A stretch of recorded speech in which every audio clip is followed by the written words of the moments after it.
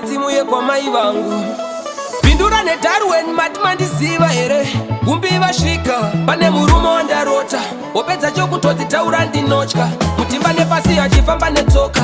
Teereraiwo nyaya yangu ndapota. Anga ane wapepe wendebvu. Ane wapepe wendebvu. Ndebvu dzakareba sedzababa Puraima. Suda rake richivaima. Tirimo muzviroto imomo. Ane wapepe wendebvu. Ndebvu dzakareba sedzababa Puraima. Zimashari chivaima. Seuso nyika ino saka ine varidzi. Zvikanzi namatai Mwari vakunzwire tsitsi dzanga dzakawanda ndebvu seakaruma chikiti. Bvudzi raiverengeka asi ranga rava imvi. Anga ari pamaradzano. Ine ndakatombopererwa nemazano. Ipaivepo wazi hadzisingano. No, hadzisi nyambo. Wapepe wendebvu. Ane wapepe wendebvu. Ndebvu dzakareba sedzababa Puraima. Suda rake richivaima. Tirimo muzviroto imomo. Ane wapepe wendebvu. Ndebvu dzakareba sedzababa Puraima.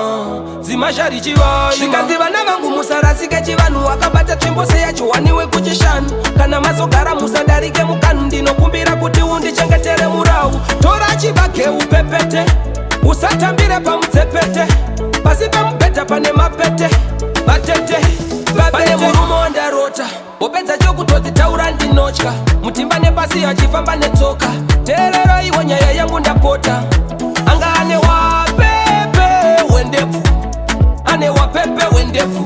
Ndebvu dzakareba sedzababa Puraima. Suda rake richivaima. Tirimo muzviroto imomo. Ane wapepe wendebvu. Ndebvu dzakareba sedzababa Puraima. Zimashari chivaima. Seuso nyika ino saka ine varidzi. Zvikanzi namatai Mwari vakunzwire tsitsi dzanga dzakawanda ndebvu seakaruma chikiti. Bvudzi raiverengeka asi ranga rava imvi. Anga ari pamaradzano. Ine ndakatombopererwa nemazano. Ipaivepo wazi hadzisingano. No, hadzisi nyambo. Wapepe wendebvu. Ane wapepe wendebvu.